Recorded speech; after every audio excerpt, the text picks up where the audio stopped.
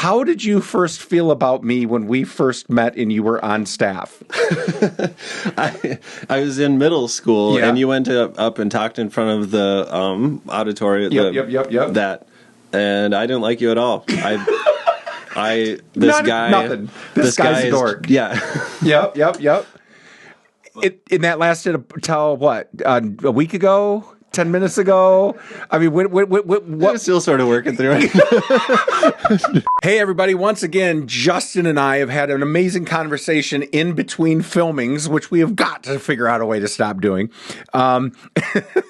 We are in the Sinless Podcast. Like, subscribe. I just said that for the second time, and I'm mad at myself. It is week 4. We are in episode 11. This is a how episode, hopefully going to be less than 10 minutes or so. Welcome to the Trout Lake Camps Podcast Studios. I already pointed at Justin. I want to jump around a little bit. Justin and I were just having this great conversation, and basically, what we were talking about is the why behind all this a little bit, the how behind all this a little bit, and why are we even trying to do this thing? And I think it's a great question.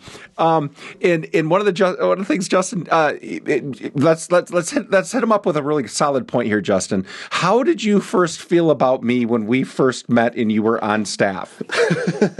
I was in middle school, Yeah. and you went up and talked in front of the auditorium. Yep. That, and I didn't like you at all. This guy's a dork. Yeah. Yep. And that lasted till what? A week ago? 10 minutes ago? I mean, I'm still sort of working through it. No, I totally get that. Why would anybody do this podcast? It doesn't make any sense. Why? Two friends now, going back. I don't like this guy. My favorite thing in the world is being around people that don't know everything. Know-it-alls are kind of my least favorite. And you're not a know-it-all guy. You're a questioning guy, and you're trying to constantly figure things out and constantly kind of figure them out, whether it's family issues or church issues or things like that. Maybe we should stop here for a second. We both have families. You're a bit younger than me. I have 26-year-old twins. We had a buy one, get one free coupon. Worked out pretty well. My son Cass, my daughter Courtney. They just had my first grandchild, in our family. So I'm an older gentleman that's been around a while. My wife and I have been married for a very long time. I don't know the numbers because I'm bad at that, but it's more than a few years. And she is a wonderful helper in the ministry that we do here at camp. And man, she's just the awesomest person you ever met. Tell me about your background, Justin. What's your family situation? Yeah. Me and my wife have been married it'll be 3 years this year. Wow. Which feels crazy. It's a small number, but still feels crazy. And we've got 3 kids. Excellent. So, and one is older. He was part of the package, and we're happy to have all 3 of them. And we're navigating denominational, very small but interesting theological denominational differences. And it's been, as I am a questioning person, it's been really enjoyable to get to know the whys behind some of these things. So what drew me to Justin back in the day, and I always liked him for the record, there was never a moment where I thought that he was this, that, or the other thing. What always drew me to Justin is just he's one of those guys that's always asking questions, always trying to figure things out. And that's kind of my favorite. And so having years in ministry and working on this stuff for years and years and years, it's really fun to have guys that come up through the system and become friends who were once campers and once staff and once those kind of things at Trout or other ministries that I've been a part of. But today I want to hook on this point, and we're in a how, and this is in the ballpark of a how, but how to me means we're going to go through this paperwork and kind of figure it out. But I keep kind of going back to you and saying, hey, figure out what your 1 to 12 sins are, write them down, really work on them and figure it out. But I want to go a little bit deeper in how here using Jesus's word, because we're going to bounce around just a little bit with him in what he says. But one of the things when I've done this presentation live to staff, to other groups, to fathers, whatever events that I'm at doing it, I get the question, well, what about God's love? What about Jesus' love? Isn't Jesus all about love? Isn't that just the most important thing to him? And I think that's a theology that's a little bit misunderstood. I definitely think that Jesus is all about love. I definitely think that God loves us more than it is possible for us to even imagine or grasp. But I want to look at a section, a text here, and I'm going to read it from the text. It is in chapter 14 of the Gospel of John. And it is coming off a section of text where Jesus says, "I'm the way, the truth, and the life. I'm the Messiah. I'm God's son." Okay. Verse 11, "Believe me that I am in the Father and the Father is in me, or else believe on the account of the works themselves." 12, "Truly, truly, I say to you, whoever believes in me will also do the works that I do, and the greater works than these he will do, because I am going to the Father. And whatever you ask in my name, this I will do, that the Father may be glorified in the Son. If you ask me anything, name it, and I will do it." I want to stop on this verse for a reason for a second. There's a pretty famous anti that God exists, that Jesus exists, atheist type person who her claim to fame is that she can tell us in one verse that Jesus doesn't exist, and it's by using his own words. When he says in this section of text, when he says, "Look, you will do things greater than the things that I've done." And so that would put on modern day Christians that we could turn water into wine, that we could heal people, that we could do walk on water, that we could do any number of these things. And in her way of saying, "Hey, look, there's no truth in this gospel message," is just by saying, "Look, we aren't doing what Jesus did, let alone better than what he did."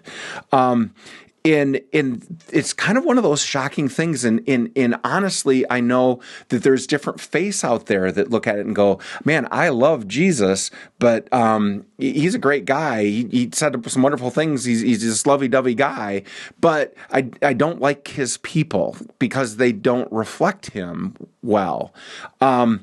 And I don't know if you come in contact with those kind of things, Justin. Before if you ever had somebody push back and say, "But you guys don't even act like you follow him." I mean, we're here in the Midwest. Yeah. It's a little bit harder to find friends that will call you out on stuff. It's a little bit more of a cultural lack. Yeah. I fortunately do have a couple friends that call me out when I'm being stupid. Keep going. That's something to seek out, and if you haven't heard it in the series yet, it's something to seek out and to pursue, because having another person's voice come up to you and go, "You're doing this thing. What do you have to say for yourself?" is crucial. Yep. Way back in the day, this is in the 80s, I was at Bear Lake Bible Camp in Jones, Michigan, down here. The cool thing you can do about Michigan is, and I was going to community college, and I was a intern at the camp. I was the first intern they ever had, a maintenance intern. By the way, I should never be a maintenance intern, but we'll get into that later. But I was going to this community college, and there was a Muslim guy that was also going to that community college, and we had a really interesting conversation, which he was telling me about Muslim stuff, which I'd never talked to a Muslim guy before, and I was telling him about Christian stuff, and we were kind of going back and forth, and kind of his summary was that you guys don't even follow Jesus like he asked you to follow him. And it kind of burned a little bit, and I was trying to kind of have this conversation with him about it and really kind of working that through. And again, I'll go back to where I started. We think of Jesus as this guy that's just all about love, except for that one time he knocks down the tables in the temple. And I'm going to reverse it on us here with coming off of that section in 14 that lady uses that says, hey, there's obviously no such thing as Christianity because nobody follows him, right? Listen to what Jesus says. 15, if you love me, you will keep my commandments.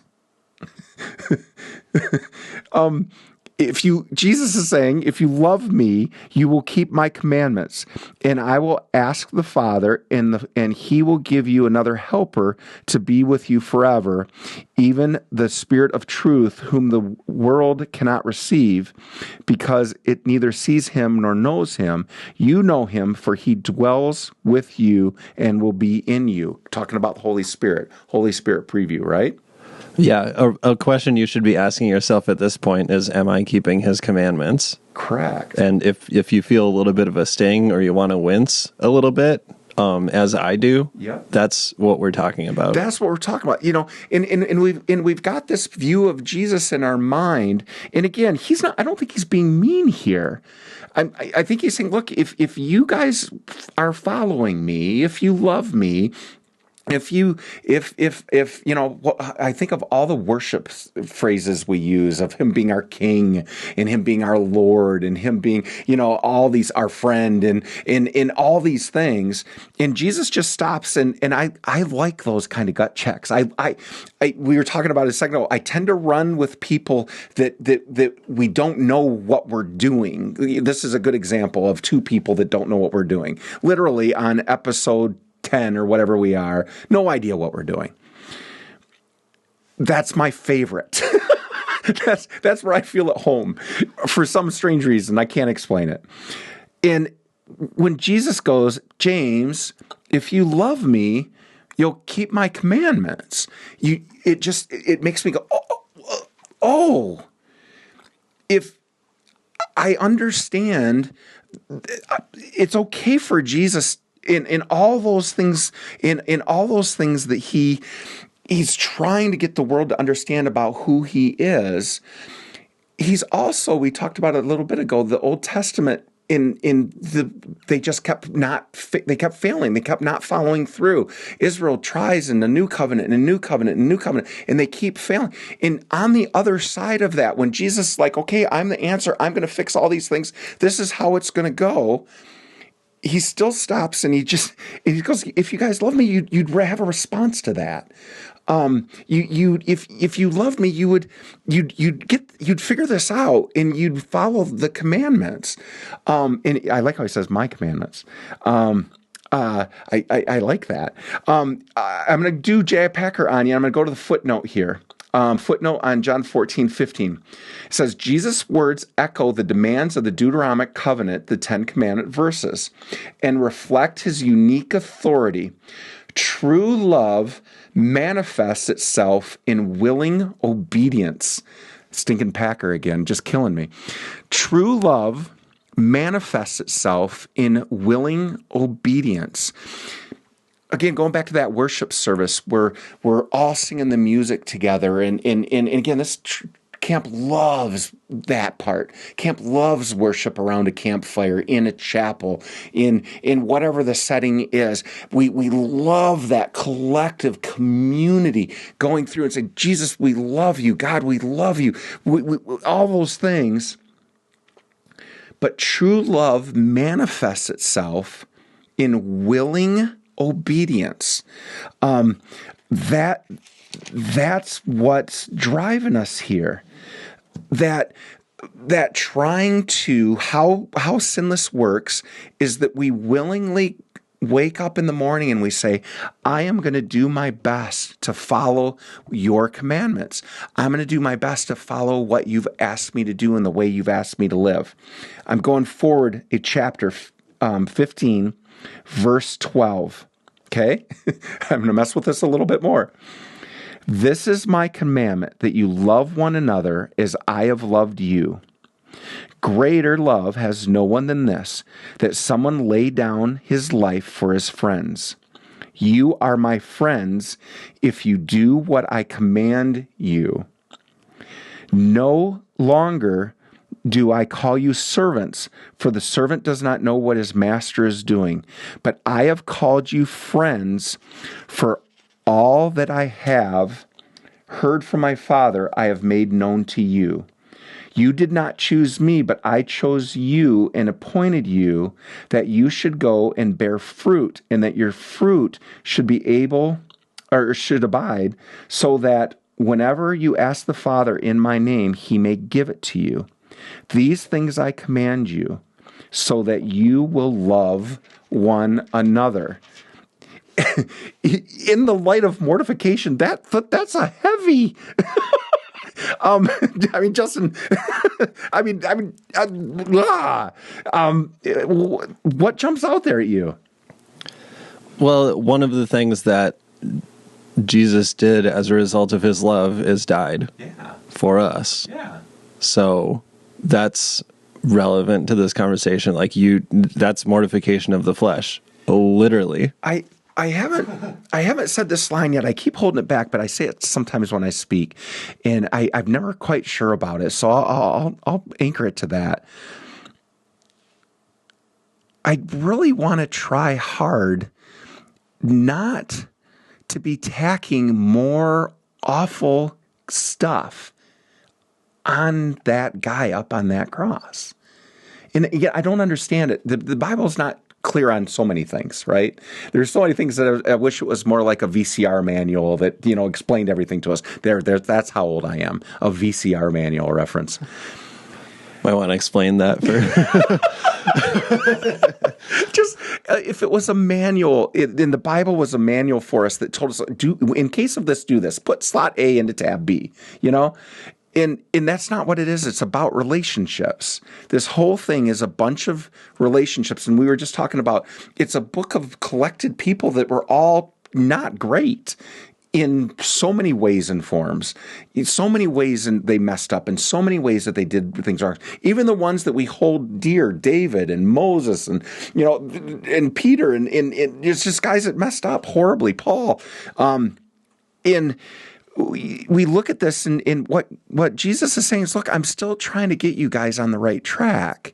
I'm coming and doing this cross thing on your behalf because you're my friends and I love you.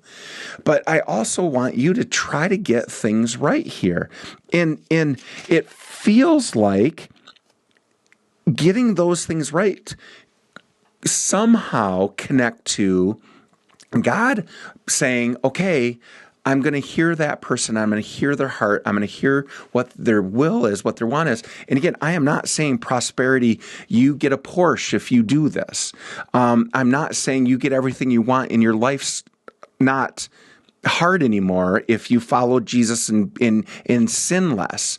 What I'm saying is, and maybe we've missed this point so far, is I think in exchange for following Jesus and reflecting him as best as we can, and because he called us to love him by following his commands, we end up with a life that was worth living. Not a perfect life, not a life without sin, not a life without bad, not a life without sorrow, not a life without heart. This is hard. This is the hardest diet/exercise program I've ever taken on, right? To try to go through a day and not sin. But the end result, hopefully, is that our lives were worthy of living. I was just talking to Justin. One of the things that's kind of a driver in my life is my two dads, my dad and my stepdad.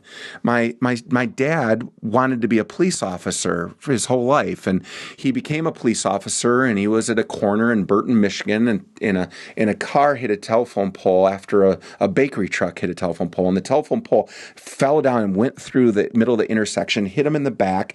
He popped in his face. He jumped back right up, and the telephone pole came back and hit him in the front. And he had the nerves removed from his neck down, and he was in this brace, neck down to here in his back. You can touch his back, and he couldn't feel it. And he couldn't be a policeman anymore. And he ended up having to be a salesman. And in his whole life, he wanted to be that policeman. My stepdad, a little bit similar. He wanted to be a pilot, and he ended up being an electrician. And he didn't like being an electrician as much as he would have liked being a pilot. And I learned in watching those guys that man, I wanted to work really, really hard at being able to do a job that had worth to it, and that I really wanted, really needed, and really felt like it was having results. And that's how I got into Christian camping, because when I was a kid at camp, I met Jesus for the first time, and then I got baptized, and then met my wife, and found this community that I love at camp. And now I'm a director of one, which I don't belong here in so many different ways because of so many different things. But God's blessed me beyond my imagination. God can do abundantly beyond anything you ever ask or imagine by his power at work within you. So one of the reasons why we're saying this, again, it's not salvation. We're saying if you can sin less, you find life and peace. If you can sin less, you can see God's hand at work in your life. Now, I'm going to stop really quick. You can change nothing in your life and still see God's hand move, I think, because I've had downtrodden moments in my life where God's moved using it, and I was not in the right place, doing the right things in the right way. I've seen that happen. We're just saying, man, if it's possible to get some of the sin out of your life, what does God have on the other side for you? And again, if I'm reading this correctly, this is what he says. Truly, truly, I say to you, whoever believes in me will also do the works that I do, and greater works than these he will do, because I am going to the Father, and whatever you ask in my name, this I will do, that the Father may be glorified in the Son. If you ask me anything in my name, I will do it. And again, do not hear that being money, power, prestige. My relationship with Jesus more often is, I got to take this on. I got to do this. This is going to be hard. I'm not capable of this. I'm over my head. Right now, Justin and I are over our heads. I can confirm we don't know what we're doing, but we'll see what happens. But it's also really cool. It's really interesting. It's fun to sit back and go, what is God going to do with this? That's why we're sharing this idea with you. Last story, and I've told the beginning of it. I want to tell the end of it. I talked about not swearing was something that I picked up. My wrestling coach told me I swore too much. Dropped a suitcase on my foot at Bear Lake Bible Camp. Realized I had to quit swearing. This is years and years later. In Minnesota, we do a thing called spear fishing. It doesn't make any sense. When the ice is this thick, you cut a hole in it with a chainsaw, or a big hole, like almost the size of this desk. Maybe just if the desk was more square or more rectangle, and you darken all the lights in a fish house. You don't keep, there's no light coming in from outside, and you sit here in a chair just like I'm sitting now, holding a spear, and you jiggle a little bait, and little bait kind of circles and circles, and eventually a big old pike. Big old pike comes up and smacks that bait, and then you pee your pants, go to grab the spear because you put it down, and then by the time you do that, the pike leaves, and you hope he'll come back because you just got scared out of your mind. It's like deer hunting for fish, and never did it until I moved to Minnesota, and my daughter was really, really little. And she and I are going out Christmas morning to the Spear Shack to go fishing. And she's so excited. She's just a little more than walking, but she's so excited. And we're on the way there, and she trips when we're going over this little bit of hill of snow. And we were pulling the sled that had the spear in it. And the sled comes down the hill when I stop moving and goes through my jeans into the back of my leg. The spear. I've got a scar to this day in the back of my leg. Have you ever speared yourself, Justin? No, it sounds horrible. And so the spear is like 4 or 5 foot long, probably 4 foot long. And I've got it in my leg, and I grab it and it won't pull out. And so it won't pull out, and it's Christmas morning, and we're out on the ice, and I may come across this guy that walks around with his phone too much. Even years ago, I had my phone too much. So my wife said, no phone during Christmas break. So I didn't have my phone with me. And so I've got this huge spear caught in my leg. I can't get it out. So there's a fishing shack like ours over on another part of the lake just off of where camp is.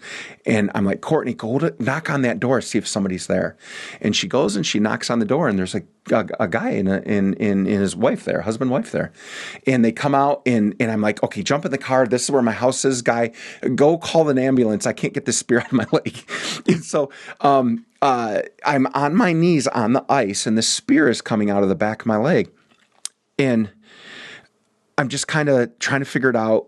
And the guy gave me a little Swiss Army knife, and I was trying, and that one I couldn't get the skin out from under where the spear was, so it would detach.